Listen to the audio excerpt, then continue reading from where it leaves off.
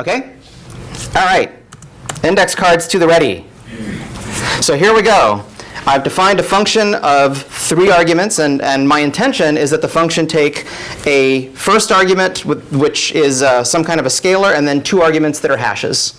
So the question, which was alluded to earlier, is which of these is not a legal call to that function? And a hint is that the thing that would make a call not legal is that there is ambiguity about how the argument list ought to be parsed. So think about that for a moment.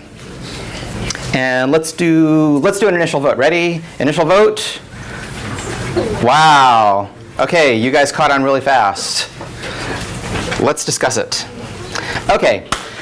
The vote is for green, and happily it's still true that you guys are really smart.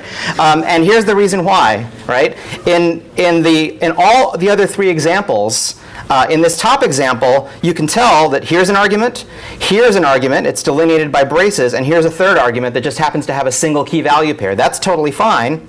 Likewise here, all right, this third choice, it's basically the same, except that I've chosen to include the optional arguments around, or the optional parens around the arg list.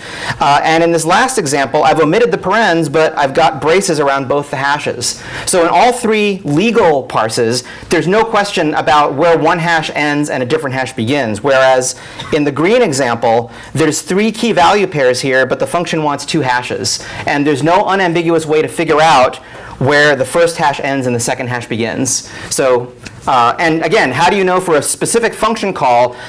If I didn't show you the definition of foo, you couldn't necessarily tell that this green one was illegal, right? If foo had been defined as a function of 2 arguments, the second of which is a hash, then this would be perfectly legal call. So in some cases, you have to understand or look at the function's documentation to understand what makes an illegal call and where you can get away with using poetry mode.